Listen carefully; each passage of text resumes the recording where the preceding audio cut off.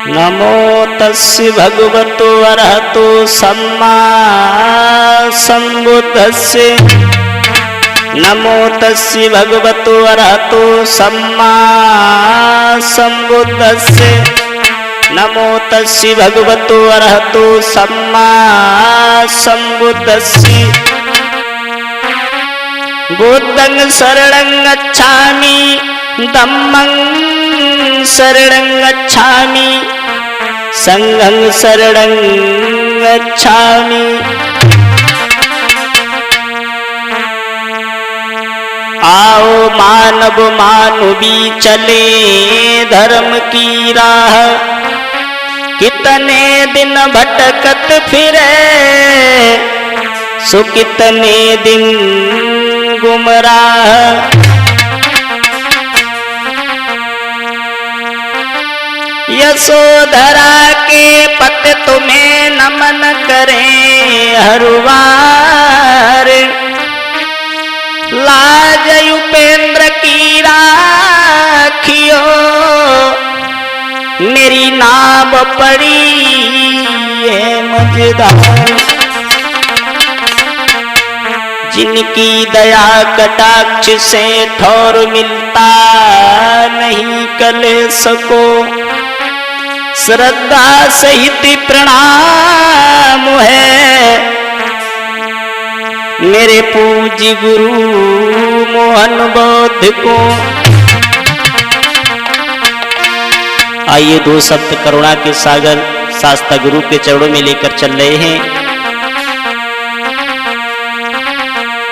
कि मेरे गौतम चीवरधारी,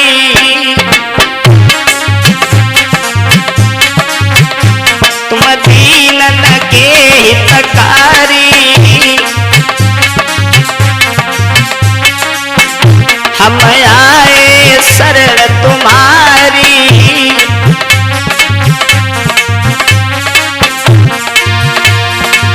वो यहाँ पल पल पल पल हर पल तुम्हें बुलाते हैं, मेरे आओ चीवरधारी तुम्हें मनाते।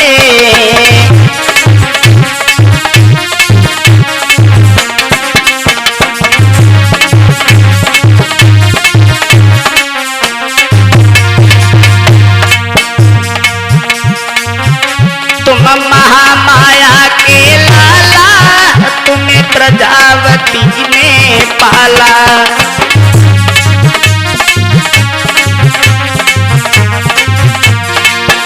तुम महामाया के लाला, तुम्हें प्रजावती ने पाला।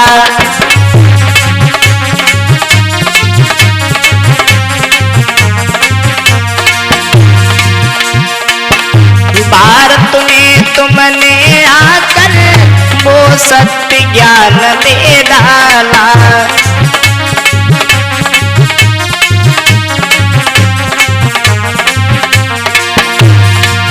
मेरी जिंदगी में आके करुणा की नगरी बहा के, शीलों का ज्ञान सिखाया, भटके को गले लगाया। या पल पल पल पल हर पल तुम्हें बुलाते हैं, मेरे आओ चीवरधारी तुम्हें मनाते।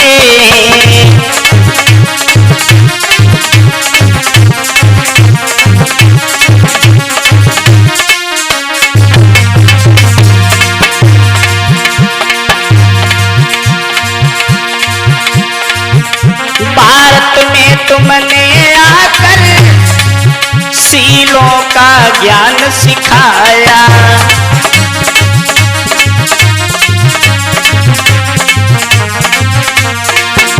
भारत में तुमने आकर शीलों का ज्ञान सिखाया।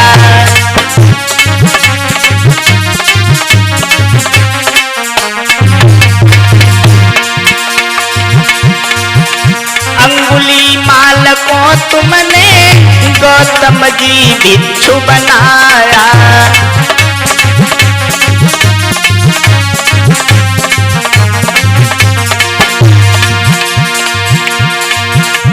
दया करुणा दिखला के और सत्य का दीप जला के मानव को गले लगा के या पल पल पल पल हर पल तुम्हें बुलाते हैं मेरे आओ जीवनदारी तुम्हें बनाते।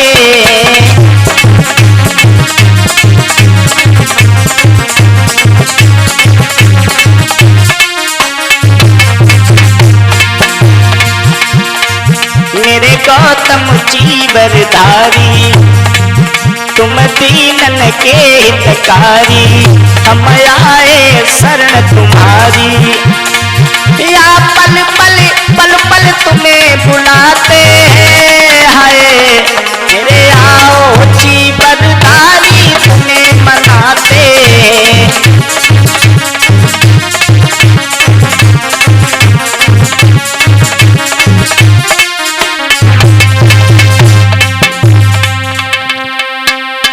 आइए गौर करते हैं शास्ता गुरु सम्यक संबुद्ध के चरित्र से।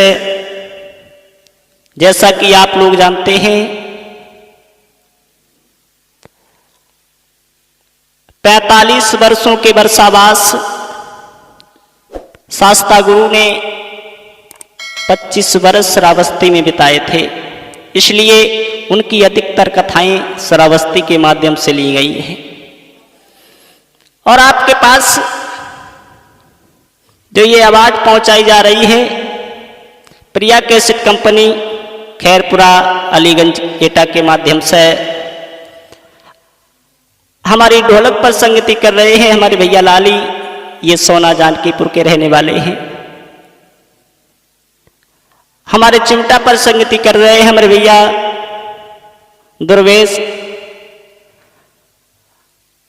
हमारे पास में हमारा पूर्ण सहयोग कर रहे हैं हमारे भैया राजीव बौद्ध एवं शिवम कुमार बौद्ध एवं गुलशन बौद्ध। ये ग्राम सलेमपुर सिकंदरपुर जिला कन्नौज से चलकर आए हैं। आप तक ये मधुर आवाज उपेंद्र बौद्ध के माध्यम से। आइए गौर करते हैं कि भगवान बुद्ध ने समाज को जाति पात ना मानकर मानव को मानवता सिखाई है, मानव मानव को एक समान बताया है। जिस प्रकार से इस कथा में आपको सुनने को मिलेगा कि प्रकृति लड़की को शास्ता गुरु ने किस प्रकार से समझाया है, किस प्रकार से इस मानव के शरीर को 32 गंधियों का ढेर बता करके उसका भ्रम दूर किया था। आइए गौर करते हैं। श्रावस्ती का जिक्र है। श्रावस्ती के पास एक नगर है जिस नगर का नाम है गोकुल नगर। इसी गोकुल नगर की ये कथा है, तो गौर करते हैं कि सुनो सभा के व्रत कथा हम तुम्हें सुनाते हैं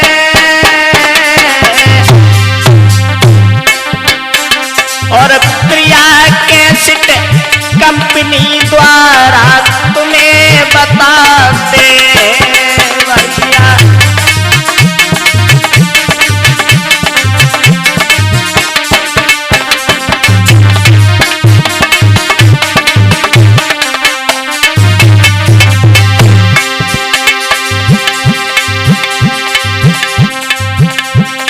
अरे नगर एक गोकुल था भाई, अरे निरंजन नाम को सेठ जुरे रहो जाने भाई।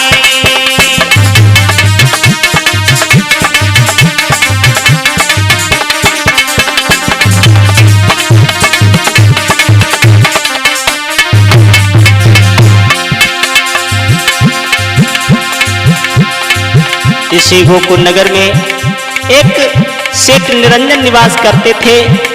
बड़ा ही सुंदर एवं दानवान सेठ था। अरे समय से सुखी रहो भाई,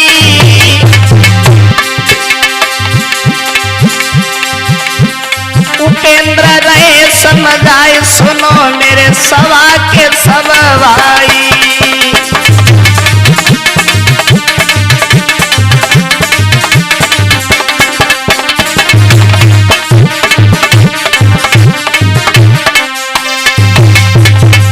इसी गोकुल नगर में सेठ निरंजन निवास करते थे, लेकिन उनका एक नियम था। जो नियम कैसा था कि प्रतिदिन अपने दरवाजे पर एक भिक्षु को दान दिया करते थे। वो दान कौन सा? भोजन दान। और ये मानव के लिए सबसे बड़ा दान बताया गया है वो भोजन दान। तो प्रतिदिन अपने दरवाजे पर एक भिक्षु को दान दिया करते थे, लेकिन एक दिन ऐसा आया कि उनके दरवाजे पर कोई भिक्षु नहीं पहुंचा है। जब कोई भिक्षु नहीं पहुंचा है, विचार करने लगे हैं हमारा व्रत खंडित हो जाएगा, हमारा व्रत खंडित हो जाएगा और हमारा धर्म चला जाएगा। लेकिन मन में ये विचार आया है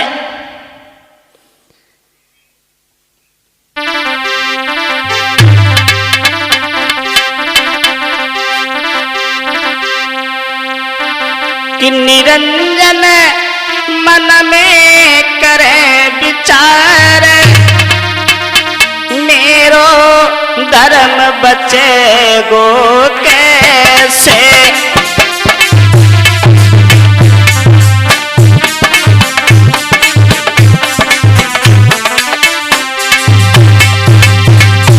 अरे धर्म बचेगो कैसे, वर्मा जी धर्म बचेगो कैसे।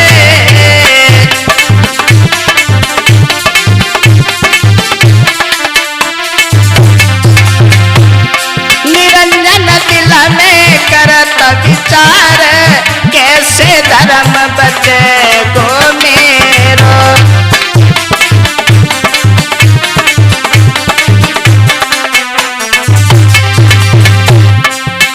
अरे बिना भिक्षु धर्म जाए मेरो, और कोई न द्वारे मेरो।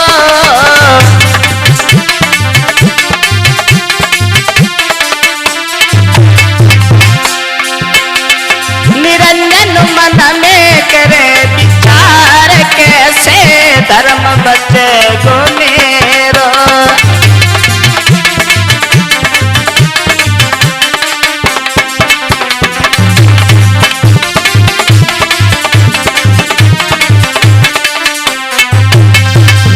आज निरंजन मन में ये विचार कर रहे हैं भला हमारा धर्म चला जाएगा, कैसे बचेगा। लेकिन दिमाग में एक बात आई है कि क्यों ना करुणा के सागर गौतम बुद्ध से जाकर कहूँगा कि हमारे दरवाजे पर कोई भिक्षु नहीं पहुँचा है। उन्हें मालूम था निमंत्रण कर दिया गया है भिक्षुओं का, तो वो घर पर भोजन दान लेने के लिए चले आते हैं। ऐसे विचार करने के बाद आज सेठ निरंजन जब शास्ता गुरु के पास में पहुँचे हैं, दोनों हाथों को जोड़कर प्रणाम किया है। कहा है कि भगवान हमारे दरवाजे पर आज कोई भिक्षु नहीं पहुँचा है, हमारी आपसे विनय है, हमारी आपसे विनती है कि एक कोई भिक्षु को हमारे दरवाजे पर भेज दो, जिससे हमारा धर्म बच जाए, हमारा धर्म खंडित ना हो। तो इधर भगवान बुद्ध ने निरंजन से वहाँ घर भेज दिया ही कि जाओ मैं किसी न किसी भिक्षु को आपके दरवाजे पर अवश्य भेज दूंगा। तो इधर निरंजन घर चले आते हैं। इधर शास्ता गुरु के शिष्य तो हजारों थे, लेकिन सबसे प्रिय शिष्य इनके आनंद थे।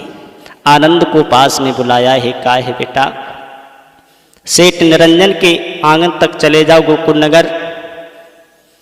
तो आज हाथों में भिक्षा पात्र को लेकर के आनंद जब सेठ निरंजन के आंगन तक पहुंचे हैं, आंगन तक पहुंचकर सेठ निरंजन ने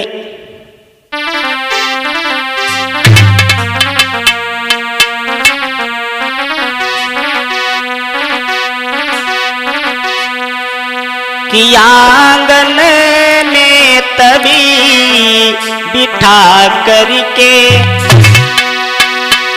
और आनंद को भोजन दान दिया।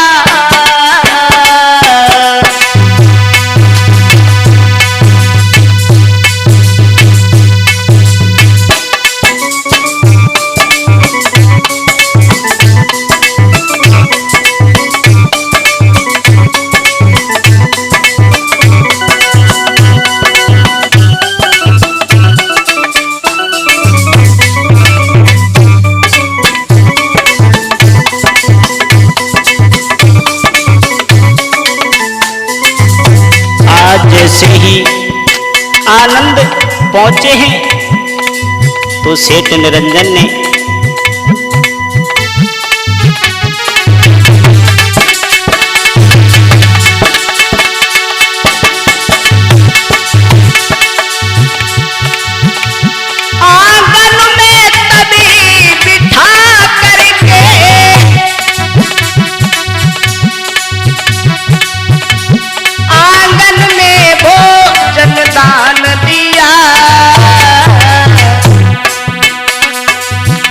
और बड़े प्यार से आनंद ने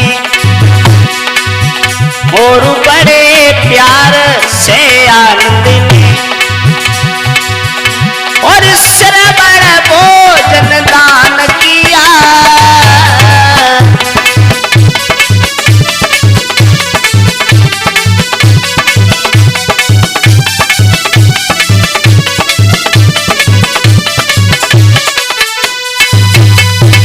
आज बड़े प्यार से सेठ निरंजन ने भोजन दान दिया है। आनंद ने भोजन दान को पा करके कुछ धर्म उपदेश दिए हैं।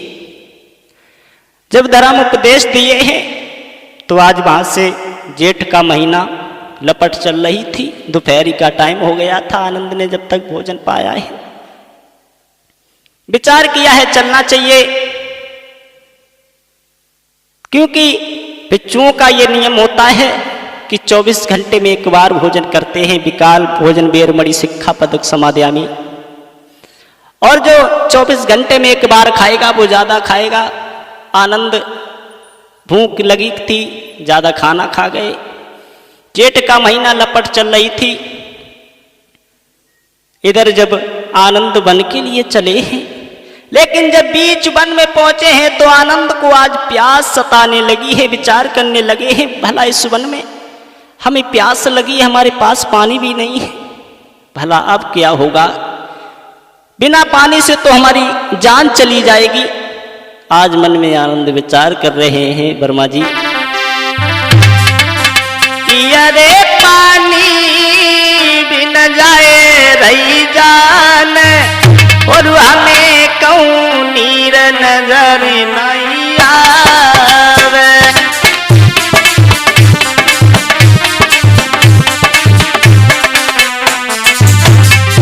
आनंद विचार कर रहे हैं, अरे नीर नजर नहीं आवे, मोई कहूँ नीर नजर नहीं आवे।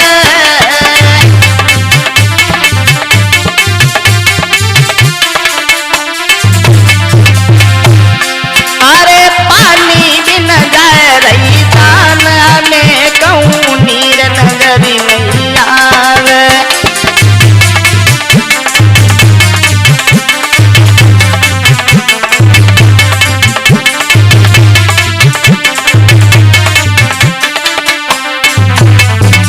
और अरे बिन पानी से काया को मिलानी, अरे बिन पानी से काया को मिलानी,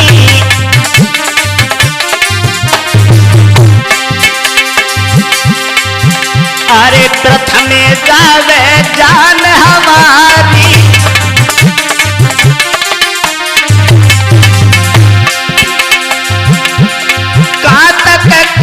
उपेंद्र कुमार हमें कहूँ नीर नजर नहीं आवे।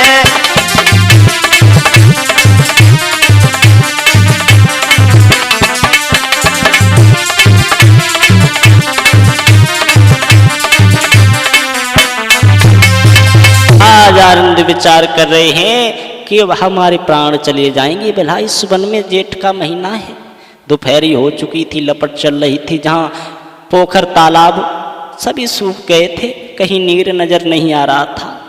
ऐसे विचारों को आज मन में आ रहे हैं, भला हमारे प्राण चले जाएंगे। तो आगे देखा है कि हरा भरा बाग है, जिस बाग की तरफ विचार किया है चलकर देखें, शायद वहां मुझे पानी मिल जाएगा, शायद वहां मुझे पानी मिल जाएगा।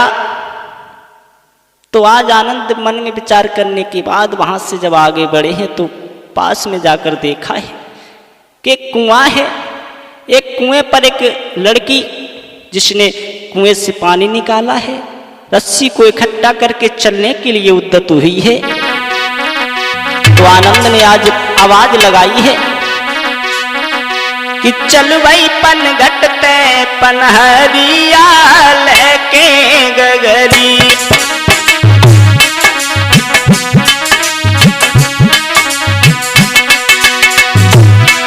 आर लेके गगरी बरमा जी लेके गगरी। चली भाई पनघट ते पनहरिया लेके गगरी।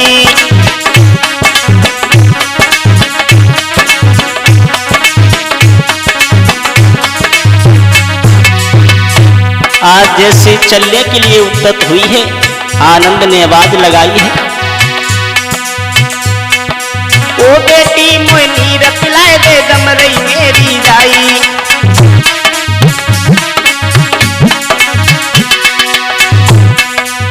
आनंद ने देखी पनिहारी आनंद रे चिल्लाई, ओ बेटी मोय नीर पिलाए दे दम रही मेरी जाई। सर पे सोए चटक चुनरिया लेके गगरी। चली भाई पनघट से पनहरिया।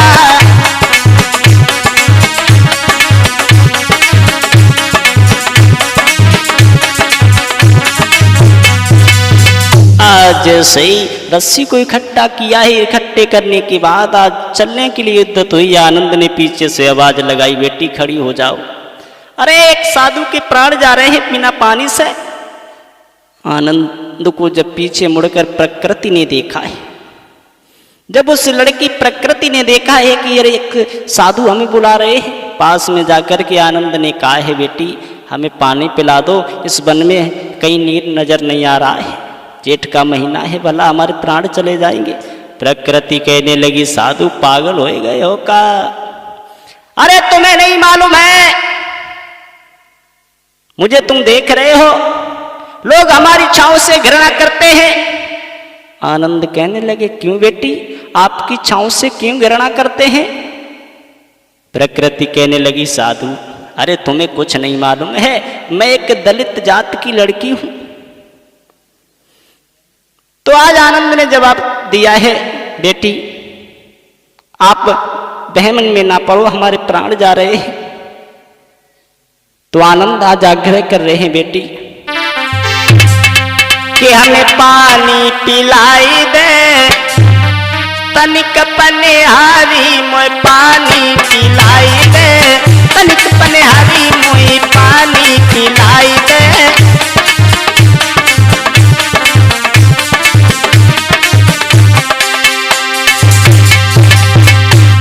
आज आनंद कहने लगी बेटी मुझे पानी पिला दो, मेरे पानी बगैर प्राण जा रहे हैं।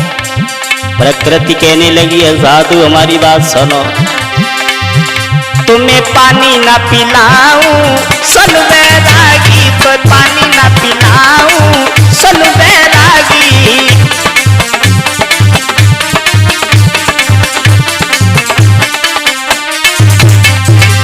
तुम्हें नहीं मालूम है साधु, अरे मैं हूँ दलित जाति की बिटिया,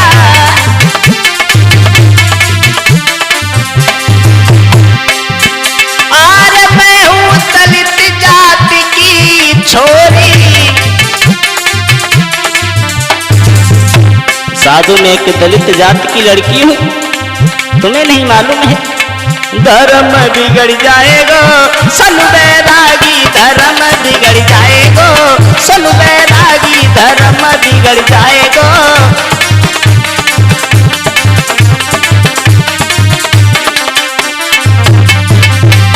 आनंद ने समझाया हे बेटी क्या कह रही हो, मैंने आपकी जात पात नहीं पूछी है, मैंने केवल पानी पीने को कहा है। आप मुझे पानी पिला दे, मैंने जात पात से कोई मतलब नहीं है। लेकिन अगर तू नहीं मानती है, तुझे मालूम नहीं है, अरे मानव जाति में जाति नहीं है,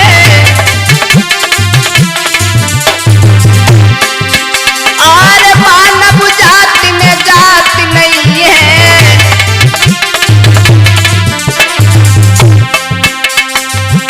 बावरी काई हुई गई, सन पनिहारी बावरी काई हुई गई।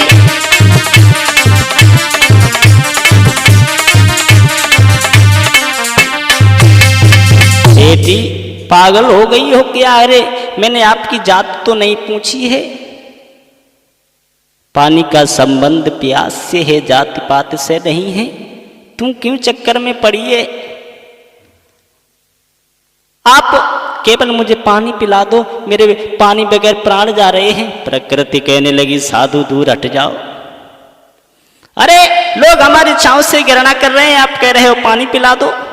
मैं आपको कैसे पानी पिलाऊं? अरे आनंद कहने लगी बेटी मैं बार बार समझा रहा हूं। तो उसी समय आनंद आगे बढ़े, कुछ आगे बढ़े हैं तो प्रकृति ने जाना साधु हमारे साथ में जबरदस्ती कर रहे हैं। तो प्रकृति कहने लगी है साधु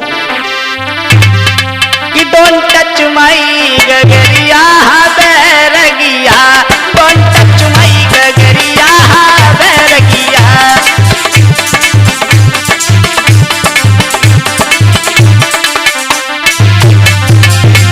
आरे Bairagiya Bairagiya, don't touch my गगरिया बैरगिया, डोंट टच माई गगरिया बैरगिया।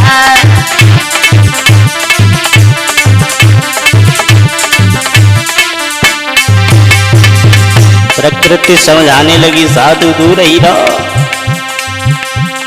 आई एम द सूतलेगी गोपुर गांव की,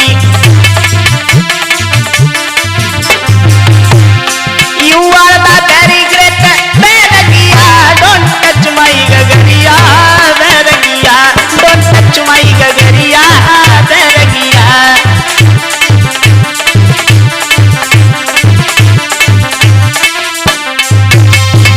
साधु दूर रहो हमसे, पास मत आना, तुम्हारा धर्म बिगड़ जाएगा। आनंद आज वैसे तो प्यास से मारे व्याकुल, इधर प्रकृति उपदेश सुना रही है। आनंद परेशान है, बेटी मुझे पानी पिला दे, मेरे प्राण चले जाएंगे।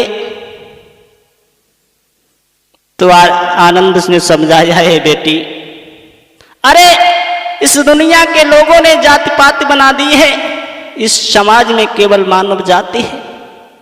इस समाज में केवल मानव जाति अगर नहीं मानती है तो किसी खेत को जुतवा, उस खेत को जुतवा करके उसमें पटेला लगवा दे, इसके बाद उसमें अनेक जानवरों को ढील दे, घोड़ा गधा गाय भैंस बकरी इत्यादि कई प्रकार के जानवर सबको उस खेत में छोड़ दे।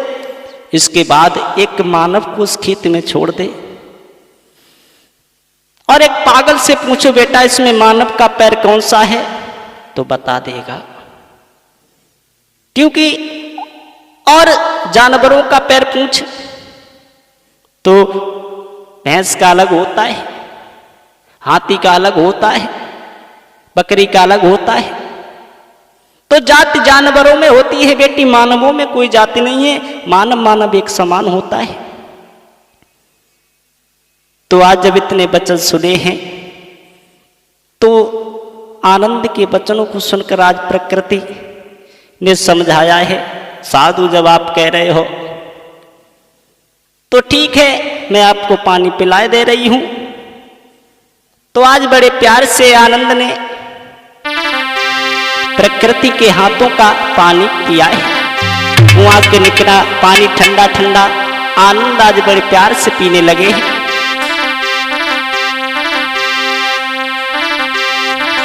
के सुन प्रिय बोल प्रकृति हर सानी,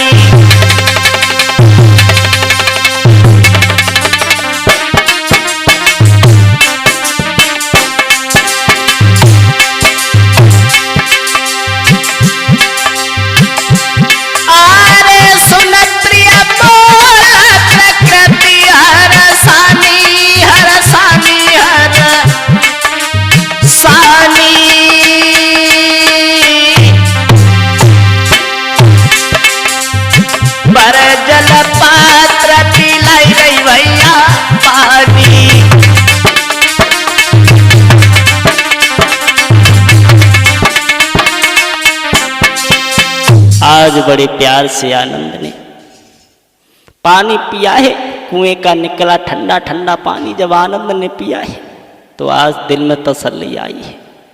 देखिए आज वही प्रकृति जाति पाति को मान रही थी तो आनंद ने समझाया, उसके विचार परिवर्तन हो जाते हैं। ऐसा ही नहीं, शाक्य जी के धन तो बही रहता, धन तो बही रहता, पर धंधे बदल जाते, धन तो बही रहता।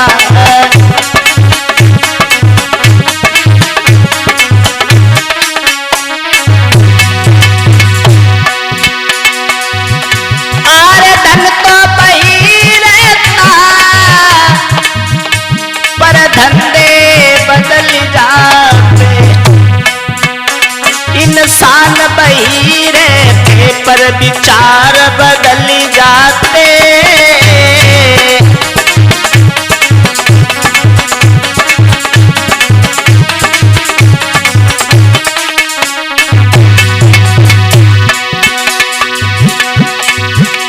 इंसान बही रहते पर विचार बदल जाते, पुलिस वाले बही रहते हथकंडे बदल जाते।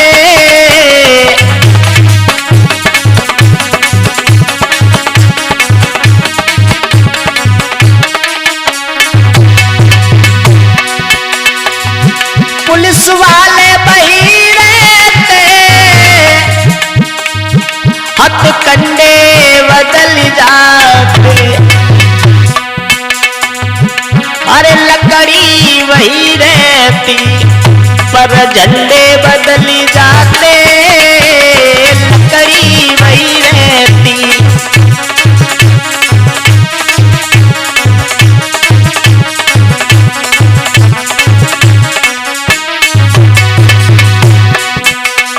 धन तो वही रहता पर धंधे बदल जाते,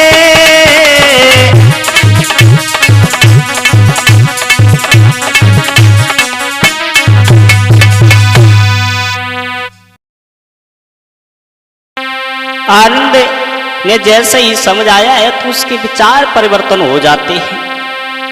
आज जैसे समझाया है आनंद ने कहा है बेटी जाओ, तुम्हारी माँ मैया मतंगी इंतजार करती होगी, जाकर के उसे पानी पिलाना। लेकिन आज देखिए वही लड़की जिसे आनंद ने समझाया है, समझाने के बाद उसने पानी पिलाया है, लेकिन पानी पिलाया है लेकिन उसके मन में एक विचार परिवर्तन हो जाते हैं। विचार करने लगी है कितने अच्छे साधु हैं, अगर इन्हें हमारा विवाह इनके साथ में हो जाए तो हमारी जिंदगी बदल जाएगी, हमारी जिंदगी बदल जाएगी। देखिए आज उस लड़की के विचार साधु के साथ में कैसे कैसे विचार परिवर्तन करने लगी है। तो आनंद की तरफ देख रही है, विचार करने लगी कितना सुंदर मुखमंडल है इनका, अगर हमारा विवाह इनके साथ में हो जाए तो कितना अच्छा रहेगा।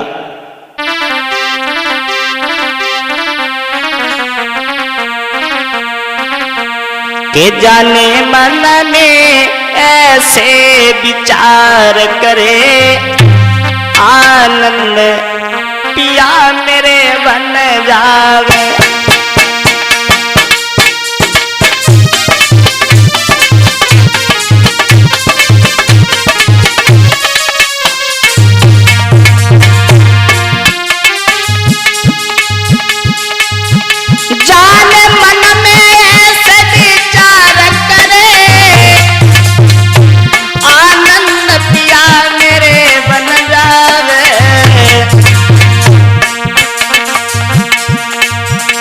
और इनकी दुल्हनिया बन करके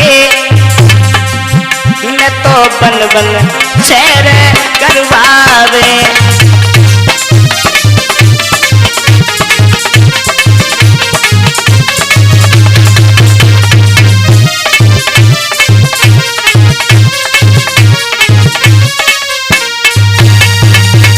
अगर हमारा विवाह आनंद के साथ में हो जाए तो कितना अच्छा रहेगा। ऐसे विचारों को मन में आ रहे हैं। आनंद ने कहा है बेटी क्या देख रही हो, जाओ ना घर, तुम्हारे माँ मैया मतंगी इंतजार कर रही होगी। प्रकृति कहने लगे साधु अगर मैं आपसे एक बात कहूं बुरा नहीं मानोगे। आनंद ने कहा कि अरे क्या बात कहनी, कहो जल्दी जाओ। प्रकृति कहने लगी साधु हम आपसे एक छोटी सी बात कहना चाहते हैं। बोली क्या? अरे बताओ जल्दी। प्रकृति कहने लगी साधु अगर आप हमारे साथ में विवाह कर लें तो कितना अच्छा रहेगा। मैंने आपको पानी पिला दिया है, आपने समझाया है, आप हमारे साथ में विवाह कर लो। आनंद कहने लगी है प्रकृति तेरा दिमाग खराब हो गया है।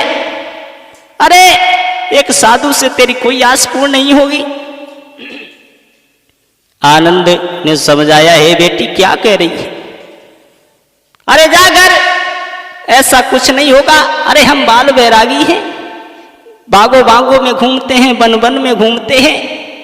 शास्ता गुरु भगवान बुद्ध का शिष्य हूं और तुम मुझसे ऐसी बातें कर रही है।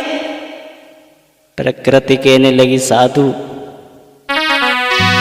अगर आपने हमारे साथ में विवाह नहीं किया तो बोलिए कि जो ना शादी करी मेरे संग तो जिंदा घर नहीं जाऊंगी, जाऊंगी हम तुम बिन प्राण गवाऊंगी, हम तुम बिन प्राण गवाऊंगी।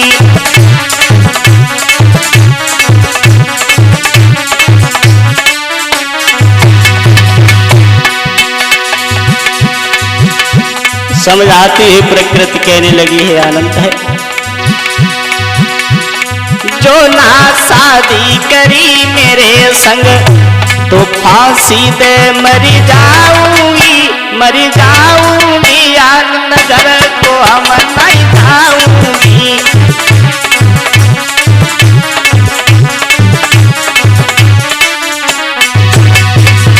आनंद अरे हमें माल दौलत खजाना किसी की परवाह नहीं है, हम तो केवल आपके साथ रहना चाहती हूँ और नहीं चाहिए मोई माल खजाना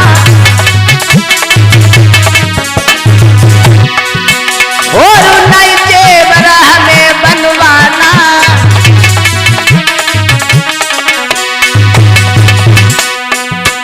तुम बन बन घूमो आनंद में तो तुम्हारे संग में रहूंगी, जाऊंगी। आनंद तुम बिन में मर जाऊंगी।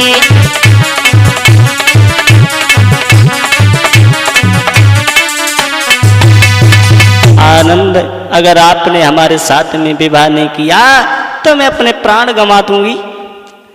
आनंद कहने लगी है बेटी क्या कह रही है, क्या हो गया है तुझे? एक साधु से तेरी आस पूर्ण नहीं होगी। जा लौट जा, तेरी मैया मतंगी इंतजार कर रही होगी। मैं शास्ता गुरु भगवान बुद्ध का शिष्य आनंद हूं, हमसे तेरी कोई आस पूर्ण नहीं होगी। प्रकृति कहने लगी साधु क्या कह रहे हो कि मैं तो तुम बिना प्राण गवाऊंगी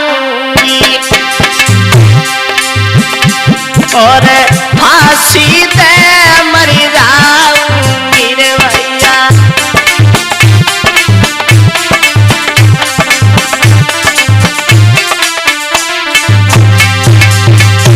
पर घर को लौट नहीं जाऊंगी और बनी में जान गवाऊंगी।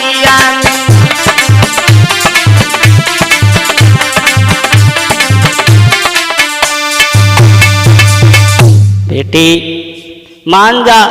प्रकृति कहने लगी साधु मैं घर नहीं जाऊंगी और इसी वन में अपने प्राण खो दूं अगर आपने हमारे साथ में विवाह नहीं किया। आनंद कहने लगे बेटी लौट जाओ, एक साधु से तुम्हारी कोई आस पूर्ण नहीं होगी। प्रकृति कहने लगी साधु हम तुम्हारे बगैर नहीं जाऊंगी, हमारा सारा परिवार छूट जाए, सारी दुनिया छूट जाए, मगर मैं तुम्हारे बगैर घर नहीं जाऊंगी।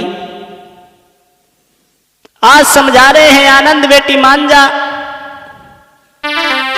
के आनंद रे समझाई लली तुम घर लौट जाइयो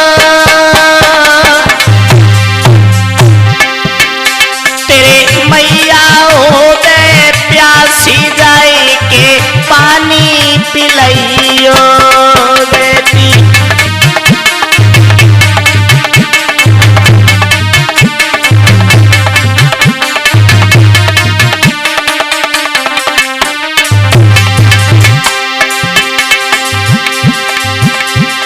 अरे लली मेरी का तूने ठानी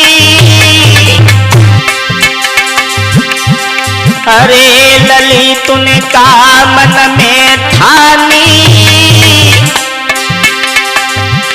अरे साधु के आए संग में तेरी कैसे कटे जिंदगानी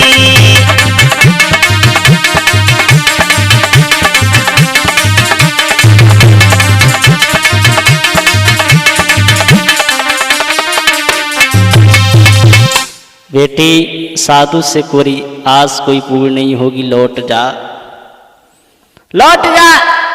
अपनी माँ को नीर पिलाना।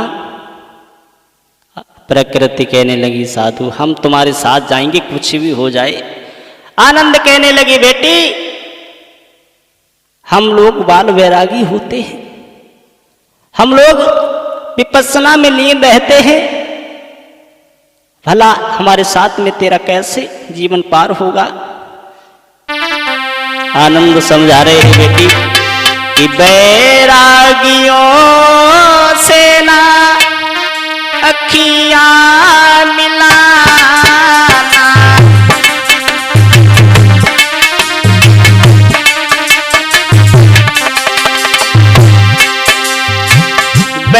बैरागियों से अखियां मिलाना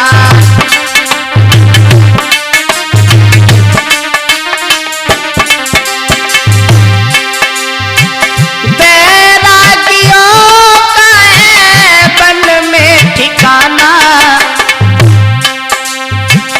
बैरागियों से न अखियां मिलाना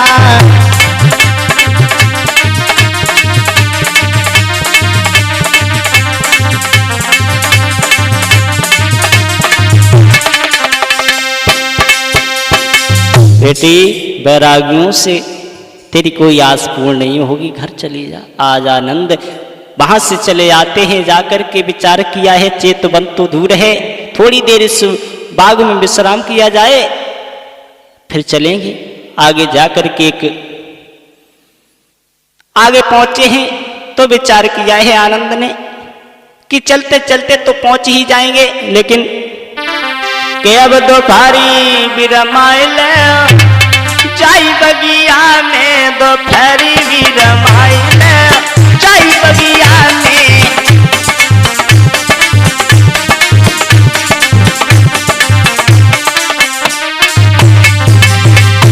आनंद विचार कर रहे हैं आरे चलत चलत मेरी पैया पिरानी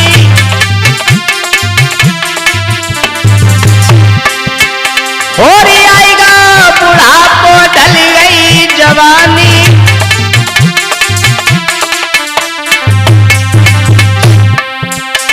दोपहरी बिरमाइल जाई बगिया में दोपहरी बिरमाइल जाई बगिया में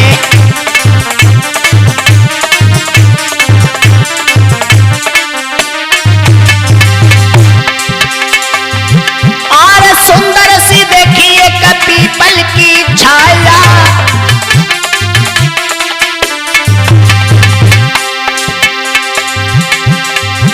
और आनंद ने आसन फौरन लगाया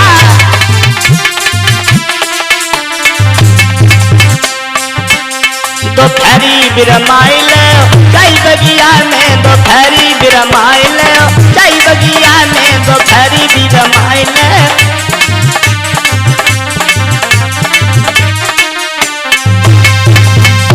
आज आनंद आगे बढ़कर के अपने झोले से संगादी निकाली है। बौद्ध बिच्छू बिछाते हैं, उसे संगादी बोलते हैं। बिछा करके आनंद विचार करने लगे, थोड़ी देर विश्राम किया जाए। वहां पर लेट जाते, आनंद को नींद आ जाती है। प्रकृति ने देखा, अरे साधु अभी तो हमारे पास थे, भला किधर चले गए हैं। विचार करने लगी, आगे चलकर देखे कहीं छुप तो नहीं गए हैं। तो आगे जाकर के देखा है कि आनंद एक पीपल के वृक्ष के नीचे विश्राम कर रहे हैं। जैसे प्रकृति को आने की आहट मिली है तो उठकर बैठ जाते हैं। विचार करने लिए कौन आ गया। प्रकृति ने कहा है, आनंद इस तरीके से हमें छोड़कर चले आए हो। याद करो जब प्यास लगी थी हमने तुम्हें पानी पिलाया था और आप हमें छोड़कर चले आए हो। नहीं मालूम था, बोली है। सोचा था दिल के हो निर्मल और कठोर निकले, और चोरा चोरी चले आए हो दिल चोर निकले। चोरा चोरी चले आए दिल चोर निकले।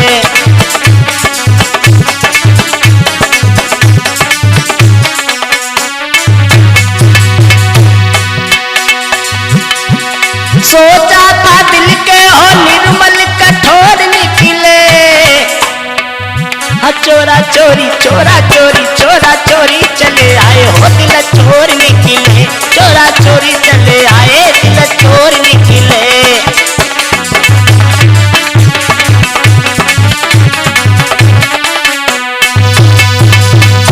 आनंद हमें छोड़कर चले आए हो तुम।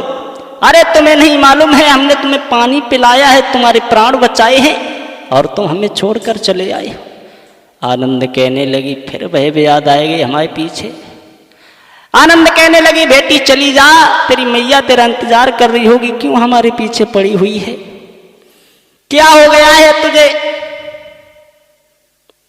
आनंद समझा रहे हैं, बेटी जाओ, इस संसार में लोग अपने मन का करते हैं वही तो ठोकर खाते हैं, जिंदगी भर पछताते हैं, तेरे समझ में नहीं आ रही है। आनंद फिर से समझा रहे, बेटी मान जा। अरे फिर आनंद रे समझाई, लली मेरी घर को लौट के गई।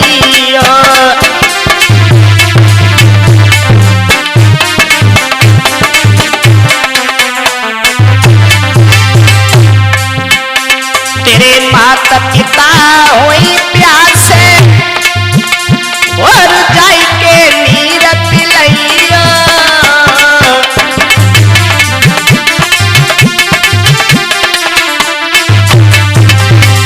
तेरे माता पिता हुई प्यासे और जाई के नीर पिलैया।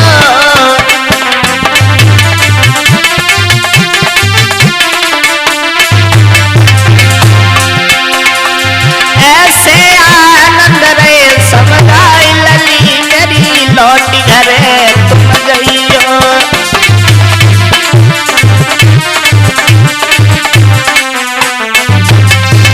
जाओ बेटी, तुम्हारी माँ प्यासी होगी। आज आनंद वहां से चले जाते हैं। इधर प्रकृति ने पानी का भरा हुआ घड़ा उठाया है। घड़ा उठा करके जब घर के लिए चली है तो मन में बड़ी गुस्सा है। जाकर के जैसे ही माँ ने आते हुए देखा है बेटी को तो खुश हो जाती है, हमारी बेटी पानी लेकर आ रही है। जैसे ही प्रकृति बीच आंगन में पहुंची है, जिसने घड़ा उठा सर से उठा करके बीच आंगन में पटक देती है, घड़ा फूट जाता है। जैसे ही घड़ा फूटा है तो माँ ने देखा, अरे हमारी बेटी को क्या हो गया है, बड़ा गुस्सा है, क्या हो गया इसे। अकेली लली थी, घर जाए के मैया ने पूछी, बिटिया क्या होएगो। माँ पर चिल्लाकर आई है, माँ दूर हट जा हमारे पास से। माँ कहने लगी है, क्या बात है बेटी, क्यों इतनी नाराज हो, क्या हो गया है तुम्हें। प्रकृति कहने लगी, माँ आज मैं कुएं पर पानी भरने के लिए गई थी। माँ कहने लगी, बेटी मैंने ही भेजा था तुम्हें। अरे भेजा तो था, वहां कुएं पर जब मैं पानी भर के चलने के लिए उद्यत हुई तो एक साधु नजर में आए, एक भिक्षु नजर में आए, उनका नाम आनंद था। मैया मतंगी कहने लगी, अरे उस वन में तो साधु आते जाते रहते हैं। बोली मैया वो बात नहीं, आते जाते तो रहते हैं, उन्हें बड़ी प्यास लगी थी, मैंने उन्हें पानी पिलाया। पानी पिलाने के बाद माँ हमारी एक बात समझ में आ गई, वो साधु बहुत सुंदर थे। माँ कहने लगे, अरे साधु तो सुंदर होते ही हैं, विपस्सना में लीन रहते हैं, शीलों का पालन करते हैं, उनका मुखमंडल चमकता रहता है, इसलिए सुंदर है। मगर तुझे क्या मतलब है? बोली माँ तुझसे एक बात कहूं तो नाराज मत होना। माँ कहने लगी, कहो क्या बात है बेटी? प्रकृति ने समझाते हुए जवाब दिया है, मैया मेरो उनके संग में विवाह रचाई दीजो सुनी मैया मोरी, मेरो उनके संग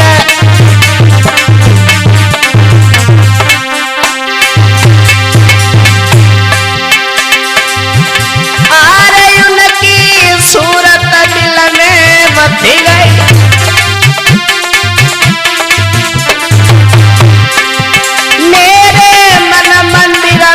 समाई गई।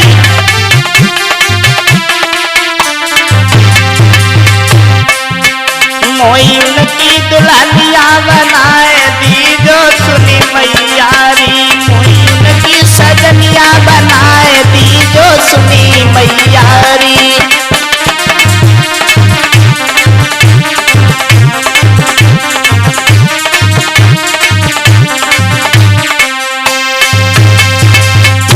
हमारा विवाह आनंद के साथ में कर दो, बस मैं यही कहना चाह रही हूँ आपसे। माँ समझाने लगी है, बेटी पागल हो गई क्या? साधुओं से भला तेरा विवाह? अरे काय बावली बन गई है, एक सुंदर सा घर वर ढूंढ कर तेरा विवाह कर देंगे हम। भला साधुओं से जो वन वन में घूमते हैं, जिनका रहने का ठिकाना नहीं है, खाने पीने का ठिकाना नहीं है, भला उनके साथ में तेरा कैसे जीवन व्यतीत होगा? लेकिन आनंद की याद करके आज बार बार समझा रही है, माँ हमारा विवाह आनंद के साथ में कर दो माँ। अगर आनंद के साथ में हमारा विवाह नहीं हुआ तो माँ मैं मर जाऊंगी। घर में अकेली पुत्री थी। माँ ने विचार किया है, अगर मर गई तो क्या होगा? कहने लगी, बेटी अरे तू क्यों पागल बन रही है? तेरा विवाह हम एक सुंदर से घर भर के साथ में कर देंगे और तेरा जीवन पार हो जाएगा। प्रकृति कहने लगी, नहीं माँ, अगर मैं विवाह उन्हीं के साथ में करूंगी, लेकिन ऐसा ही नहीं।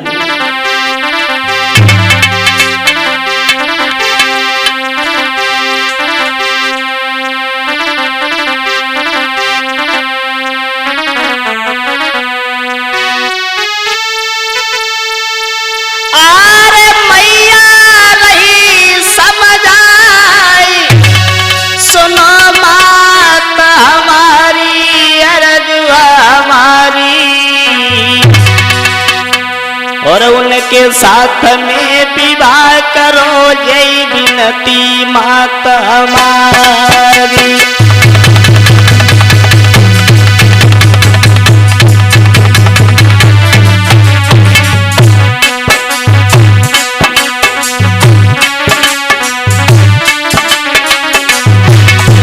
माँ उनके साथ में हमारा विवाह कर दो, यही हमारी विनय है आपसे।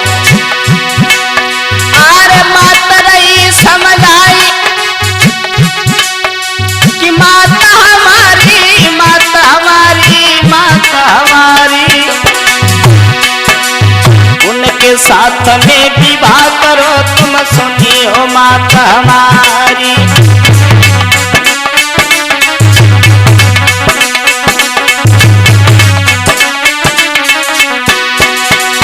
लेकिन ऐसा ही नहीं वर्मा जी,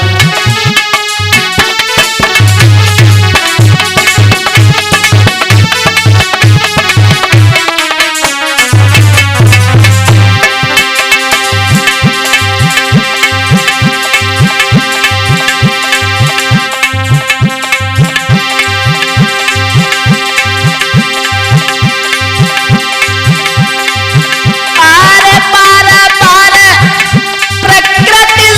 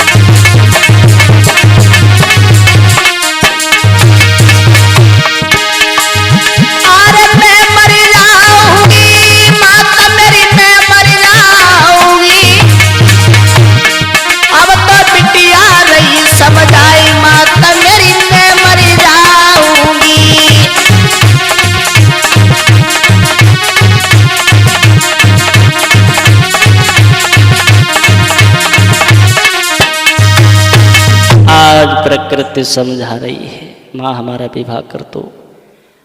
माँ ने विचार किया घर में अकेली पुत्री अगर विवाह नहीं हुआ तो मर जाएगी, हम किधर के भी नहीं रहेंगे। विचार करने लगी है, अब जाकर के आनंद से कहूंगी कि हमारे घर पर आपका निमंत्रण है, घर पर आनंद आएंगे, उन्हें फिर से शादी के लोभ में फंसा लेंगे, शादी के बंधन में फंसा लेंगे। तो ऐसा विचार करने के बाद आज मैया मतंगी घर से बाहर आनंद को निमंत्रण करने के लिए चली है। जब आगे जाकर के देखा है, आनंद से प्रणाम किया है, कहा है हे साधु आपका निमंत्रण है हमारे घर पर। लेकिन आनंद को ये नहीं मालूम था ये प्रकृति की माँ है, ये प्रकृति की माँ है। आनंद ने कहा है कोई बात नहीं है, जाओ मैं आपके घर पर आऊंगा। तो आज मैया मतंगी को वहां से भेज दिया। इधर हाथों में भिक्षा पात्र लेकर आनंद जिस समय चले हैं, जाकर के मैया मतंगी के आंगन में पहुंचे हैं। बड़े प्यार से मैया मतंगी ने आनंद को भोजन करवाया है, भोजन करवाया है। आनंद से जवाब दिया है कि आप तो वन वन में घूमते रहते हो, जड़ी बूटियां जानते होगे। अरे हमारे घर में एक बेटी है, वो कहीं रोज से बीमार पड़ी हुई है। लेकिन आनंद को नहीं मालूम था यह वही प्रकृति है।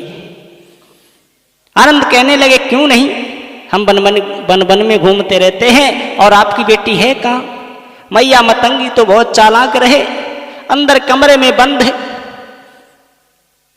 मैया मतंगी ने आगे आनंद को किया है। जैसे ही आनंद आगे कमरे में चले हैं, आगे पहुंचकर जैसे कमरे में प्रवेश किया है, बाहर से मैया मतंगी ने कुंडी लगा दी है। जब कुंडी लगाती है, भीतर आनंद और प्रकृति। जब आनंद ने प्रकृति को देखा है तो आज पैरों तले धरती खिसक जाती है। विचार करने लगे ये वही लड़की है जो हमारे कुएं पर पीछे पड़ी हुई थी, कहाँ फंस गए हैं। तो आज प्रकृति ने जवाब दिया है आनंद, उस दिन से वन में तो हमें छोड़कर भाग चले गए थे, लेकिन आज नहीं जा पाओगे। आज पास में बैठा लेती है, कहने लगी है साधु आनंद, आज मैं तुमसे कहलवा कर रहूंगी, हमारे साथ में विवाह करोगे या नहीं करोगे। तो उसी समय जवाब दिया है आनंद ने, बेटी तुझे मैंने हर बार वही समझाया है, फिर भी कह रहा हूं साधुओं के साथ में तेरी कोई इच्छा पूर्ण नहीं होगी, हम बाल वैरागी है। तो आज उसी समय आनंद से प्रकृति ने कहा है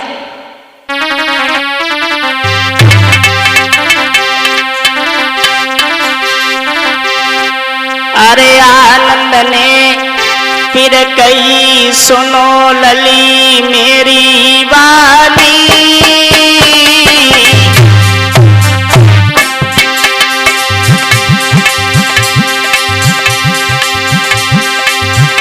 अरे शादी के बंधन से न कटिए तेरी जिंदगानी भैया।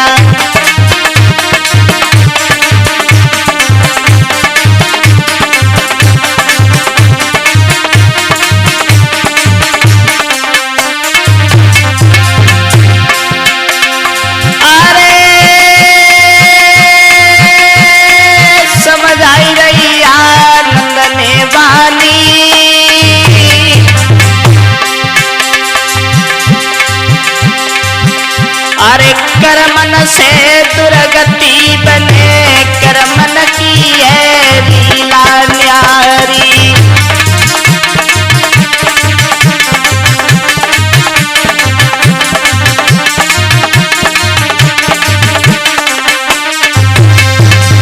बेटी मान जाओ, कर्म के द्वारा इंसान की दुर्गति हो जाती है और कर्मों ही के द्वारा मानव का जीवन बदल जाता है।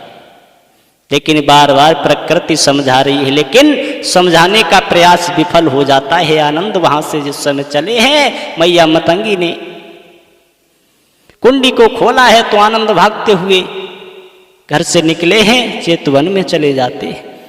मैया ने प्रकृति से पूछा है, कहो बेटी आनंद ने शादी के लिए क्या कह दिया है? आनंद ने क्या कह दिया है, शादी करेंगे या नहीं? प्रकृति कहने लगी, माँ उन्होंने मना कर दिया है। अब माँ कुछ भी कर, तू हमारा विवाह आनंद के साथ में करवा दे, नहीं तो तेरी बेटी मर जाएगी। माँ चक्कर में पड़ी फिर रही है बेटी के लिए। विचार करने लगी, एक और उपाय है। आनंद के गुरु शास्ता गौतम बुद्ध के पास में जाऊंगी, उनसे आग्रह विनती करूंगी, उनसे कहूंगी कि आपके शिष्य आनंद के साथ में हमारी बेटी विवाह करना चाहती है। अगर जब उनके गुरु कह देंगे तो वो मान जाएगी।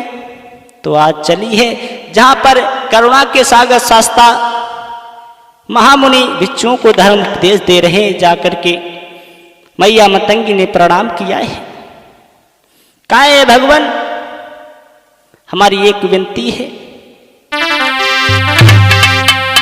कि हाथ जोड़ी मैया के, अरे मेरे भगवान मेरी अरज करो स्वीकार दी।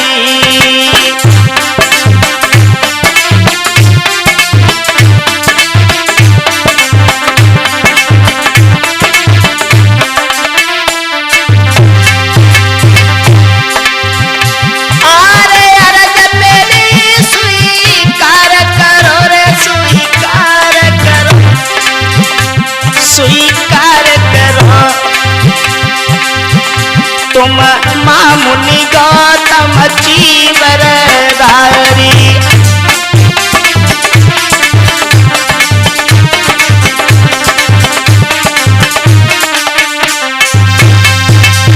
आज दोनों हाथों को जोड़कर कहा, भगवान हमारी एक विनय है कि आपके प्रिय शिष्य आनंद के साथ में हमारी बेटी प्रकृति बावली हो गई है, पागल हो गई है, कह रही है कि हमारा विवाह आनंद के साथ में करवा दे, नहीं तो तेरी बेटी मर जाएगी ही। भगवान हमारी घर में अकेली बेटी है, आप कुछ भी करें हमारी बेटी की तरफ अवश्य देखें। भगवान समझ गए हैं। कहा कि जाओ अपनी बेटी को बुला करके लाओ। मैया मतंगी जिस समय गई है प्रकृति को बुला करके लाई है भगवान के पास में। मैया मतंगी से तो कह दिया है जाओ, दोनों को समझाएंगे, मान जाएंगे तो ठीक है, न जैसी इच्छा वैसा करना। इधर मैया मतंगी को घर भेज दिया है, इधर आनंद को बुलाया है। एक तरफ आनंद को बैठाला है, एक तरफ प्रकृति को बैठाला है। आज करुणा के सागर शास्ता विश्व गुरु आज दोनों को समझाने के लिए उद्यत हुए हैं। सर्वप्रथम प्रकृति से कहा है, बेटी आनंद का वो कौन सा अंग है जिस पर तू पागल हो गई है? प्रकृति कहने लगी, भगवान अरे आप ये कैसी बातें पूछ रहे हो? अरे आनंद का तो सारा शरीर अच्छा है, लेकिन भगवान आनंद की कान कितने अच्छे लग रहे हैं। भगवान कहने लगे, कान के अलावा और कोई अंग इनका पसंद आया है तुझे? प्रकृति कहने लगी, हे महामुनि आनंद की आंखें कितनी सुंदर हैं, इनकी आंखों ने तो मुझे पागल कर दिया है। भगवान ने कहा, है बेटी और कोई अंग पसंद है? कहने लगी, भगवान आनंद का मुख इतना सुंदर है जिस पर मैं बावली हो गई हूं। तो भगवान ने समझाया, है बेटी ये आनंद के जो तू कान देख रही है, ये आनंद के कान देख रही है, तुझे नहीं मालूम इन कानों से ममाद निकलता है, इन्हीं कानों से गंदगी का दरवाजा है। प्रकृति कहने लगी, साधु ये कैसी बातें कर रहे हो? अरे हमें तो जाने कैसो लगा तू। प्रकृति की बातों पर आज भगवान ने कहा, जो तू आंखें बता रही है सुंदर है, तुझे नहीं मालूम इन आंखों से कीचड़ बहता है, इन आंखों से कीचड़ बहता है, ये गंदगी का सबसे बड़ा दरवाजा है। प्रकृति ऐसी बातों को सुन करके कहने लगी, है महामुनि आप ये बातें ना करें, कितनी शरीर मानव का खराब हो गया है। भगवान कहने लगे हैं, जो तुम मुख बता रही है इसी मुख से हजारों गंदगी निकलती है, इसी मुख से लार निकलती है। ये गंदगी का दरवाजा बताया गया है। आज समझा रहे हैं।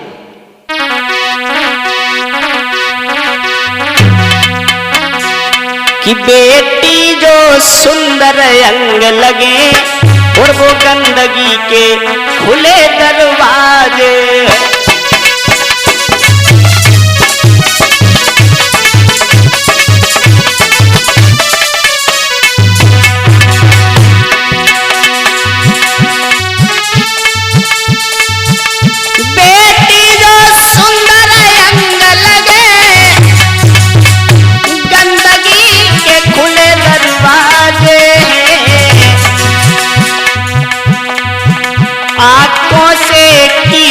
बहता है और मुख के तार निकलता है।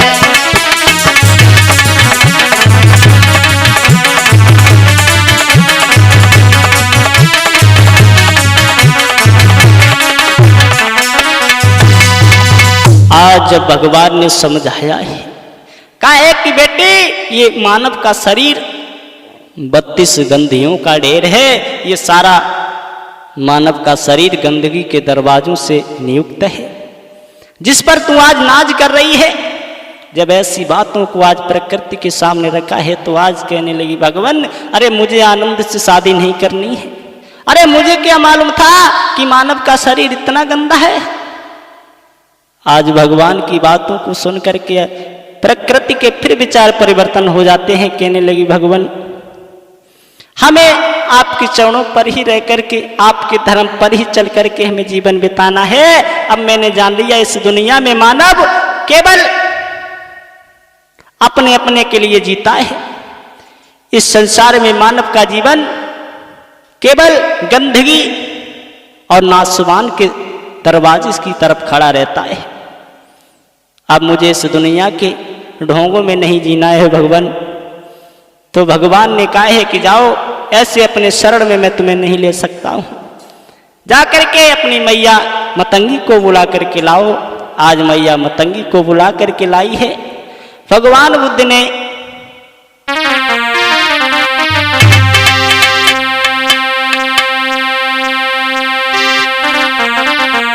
के भगवान ने प्रेम सहित लेकर प्रकृति को ज्ञान बताया है।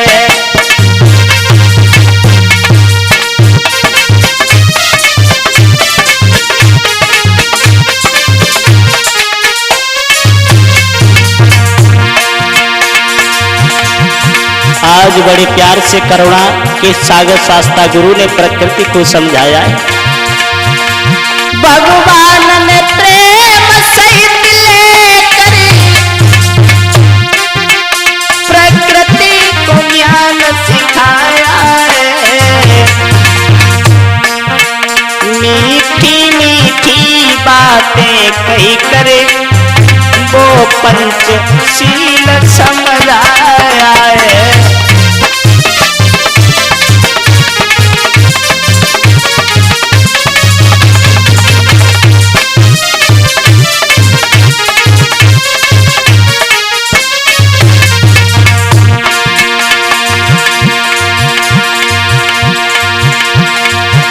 मानव को ज्ञान बता करके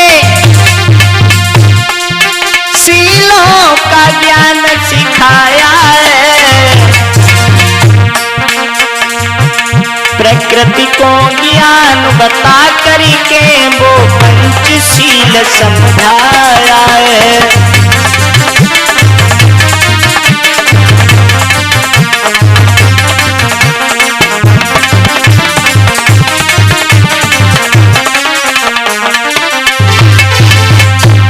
इस प्रकार से करुणा के सागर शास्ता गुरु ने प्रकृति ऐसी नारी को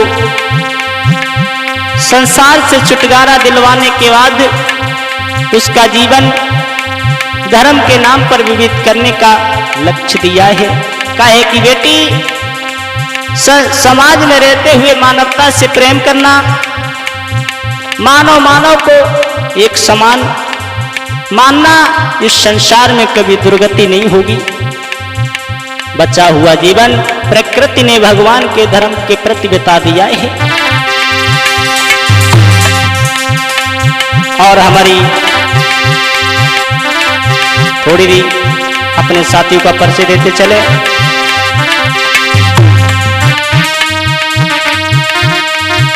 अरे लाली बौद्धि जानकी पुरी से ढोलक रे बजाई,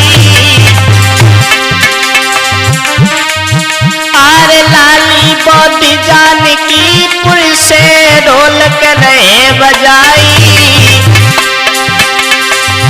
अरे सुंदर चेहरा लला मेरे को रो सवार साई।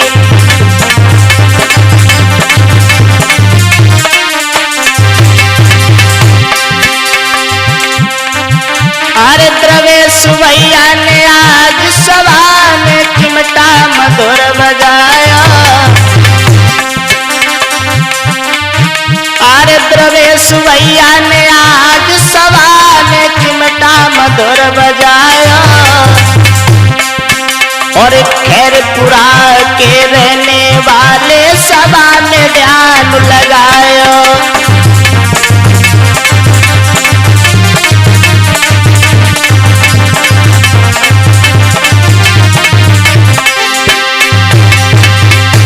और हमारे साथ में हमारा पूर्ण सहयोग कर रहे हमारे भैया राजीव कुमार बौद्ध एवं शिवम कुमार बौद्ध उर्फ साक्य जी एवं गुलशन कुमार बौद्ध, आदर्श बौद्ध विहार सलेमपुर, जो कि डिस्ट्रिक्ट कन्नौज में पड़ता है। इन भाइयों ने हमारा बड़ा सहयोग किया है। अरे तीनों भाइयन ने सभा माती में मेरो मान बढ़ाया। अरे तीनों भ्रात ने मेरे बीच में मेरो मान बढ़ाया। और डिस्ट्रिक्ट कन्नौज के बसवैया मान के आई बढ़ाया।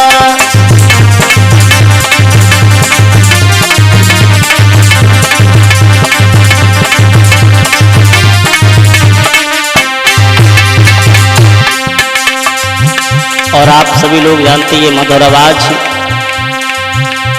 बौद्ध कथावाचक उपेंद्र बौद्ध जी के मुखारबिंद से आप सभी लोगों तक पहुंचाई जा रही है। हमारा संपर्क सूत्र है 800 94 832। दूसरा नंबर है 88 089 023 55।